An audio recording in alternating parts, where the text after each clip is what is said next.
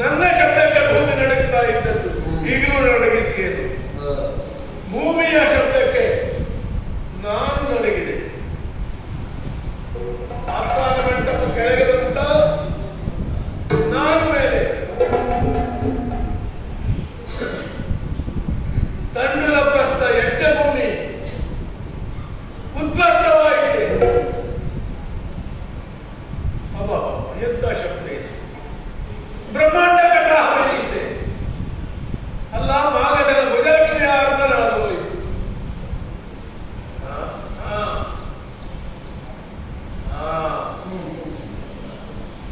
ಗಿರಿರಾಜದ ತುತ್ತದ್ದು ಈ ಗೋರಕ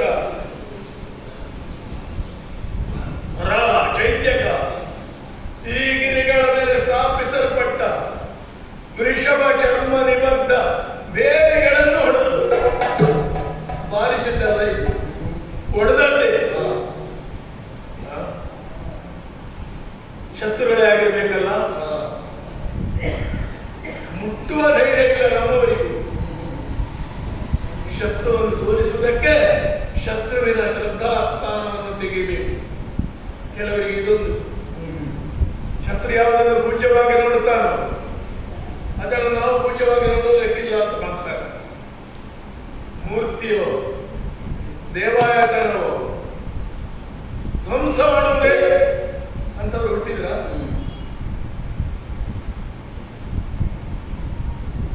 ಕ್ಷತ್ರಿಯೋತ್ತಂಸನಾದ ಮಾಗದ ಕ್ಷತ್ರಿಯ ಕುಲದ ವಿನಾಶವಾದ ಕಾಲವೋ ಇದು.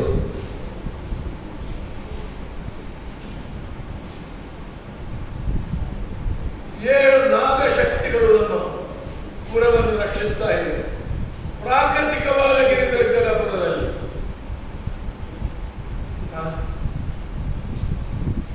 ಸರ್ಪಶಕ್ತಿಯನ್ನು ಸ್ವಾಧೀನ ಇಟ್ಟುಕೊಂಡವನು ಅಲ್ಲ, ಗರುಡ ಶಕ್ತಿಯನ್ನು ಆವಾಹಿಸಿಕೊಂಡವನು ಯಾರು ಬಂದಿದ್ದಾನೋ.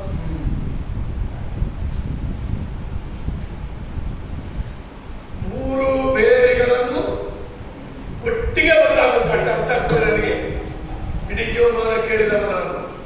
ರಣಬೇರಿ, ಜಯಬೇರಿ, ಭಯಬೇರಿ ಅಲ್ಲ, ಉತ್ಸಾಹ ಬೇರೆ, ರಣಬೇರಿ, ಜಯಬೇರಿ. ನಾವೇ ಒಂದು 5-6 ಹೆಸರು ಹೇಳ್ತೀನಿ, ಅದು ಗೊಂದಲ ಮಾಡಬೇಕು ಅಂತ. ಹಾಗೂ ಅನುರಣಿಸುತ್ತಿದ್ದಷ್ಟು ಕಾಲ ನನಗೆ ಜಯ. ಚಕ್ರವರ್ತಿತ್ವ ಸ್ಥಾಪನೆ ಮಾಡಿದ್ದೇನೆ. ರಕ್ಷಿಸುವುದಕ್ಕೆ ಯಾರೋ ಬಂದರು. ಅದಕ್ಕೆ ಮೊದಲೇ ಇಲ್ಲಿ ಬಂದವನ ಈ ಘಟನೆ ಗೊತ್ತಿಲ್ಲ. ಮೊನ್ನೆ ಕೋಟೆಯ ಬುರುಜದ ಮೇಲೆ ಮಧ್ಯರಾತ್ರಿ ನಡು ಹಗಲು ಗೂಗೆಗಳ ಕುರಿತು ಚುತ್ತಿರುವುದನ್ನು ಕೇಳಿದೆ. ಅಶ್ವಶಾಲೆಯಲ್ಲಿ ನನ್ನ ಪಟ್ಟದ ಕುದುರೆ ವಿಚಿತ್ರವಾದ ಕೇಕೆ ಧ್ವನಿಯನ್ನು ಮಾಡಿ ಗಂಭೀರ ಧ್ವನಿಯಾಗಿತ್ತು. ನನ್ನದು ಅಕಾಲದಲ್ಲಿ ನನ್ನ ಪಟ್ಟದಾನೆ ಮದಜಲವನ್ನು ಸುರಿಸ್ತಾ ಇತ್ತು. ಗುರುಗಳಾದ ಚಂಡ ಕೌಶಿಕರಲ್ಲೇ ಕೇಳಿದೆ. ಅವರಿಗಿಂತ ದೊಡ್ಡ ಗುರುಗಳು ನಮಗಿಲ್ಲ, ಊರಿಗಿರ್ಬೋದು.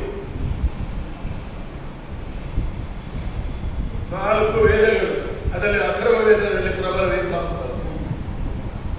ನೀನು ಅಥರ್ವಣ ಮಾಡು ಅಂತ ಹೇಳಿದ್ದಾರೆ. ನಾನು ಮಾಡ್ತಾ ಬಂದಿದ್ದೆ. ನನಗೆ ಒಳ್ಳೆದಾಗಿ ತಪ್ಪು ಅಂತ ಹೇಳುವುದಿಲ್ಲ.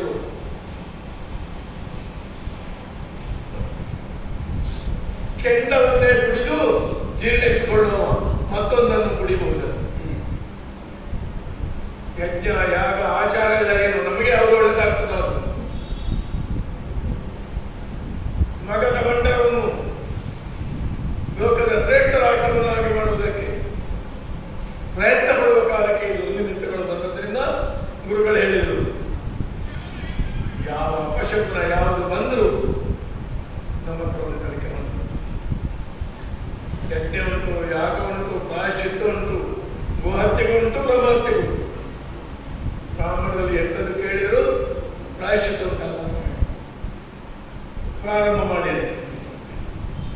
ಕನಸು ಅರ್ಧ ಕೈಯಿತ್ತು ಹೋಯಿತು. ಆ ಮಧ್ಯೆ ರಾಜಕುಮಾರನ್ನು ಕಟ್ಟಿ ಹಾಕಿದ್ದೇನೆ. 86,000. ಅದರಲ್ಲಿ 100 ಜನರನ್ನು ನೆಲೆಕಡಿದ್ದಲ್ಲ. ಹೆಜ್ಜೆ ಪವಿತ್ರವಾದ ನರಮೇಧಕ್ಕೆ ಸಿದ್ಧತೆ ಮಾಡಿದ್ದೇನೆ.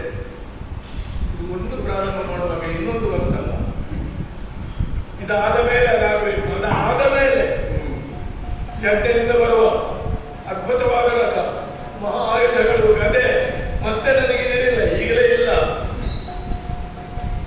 ಈಗಲೇ ನನಗೆ ಸರಿ ಇಲ್ಲ, ಸರಿಸಬರಿಲ್ಲ.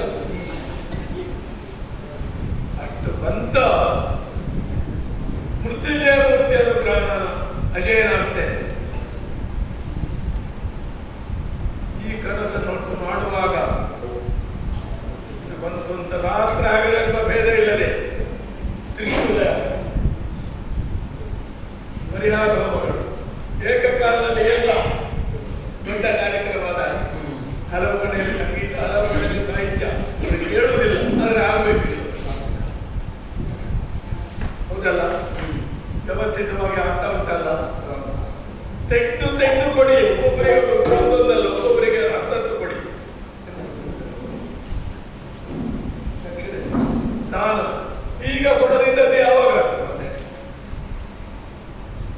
ನಾನಾ ಗೋತ್ರ, ನಾನಾ ಸೂತ್ರ, ನಾನಾ ಪ್ರಮಾಣದ ಬ್ರಾಹ್ಮಣರು ಎಲ್ಲ ಕಡೆಯಿಂದ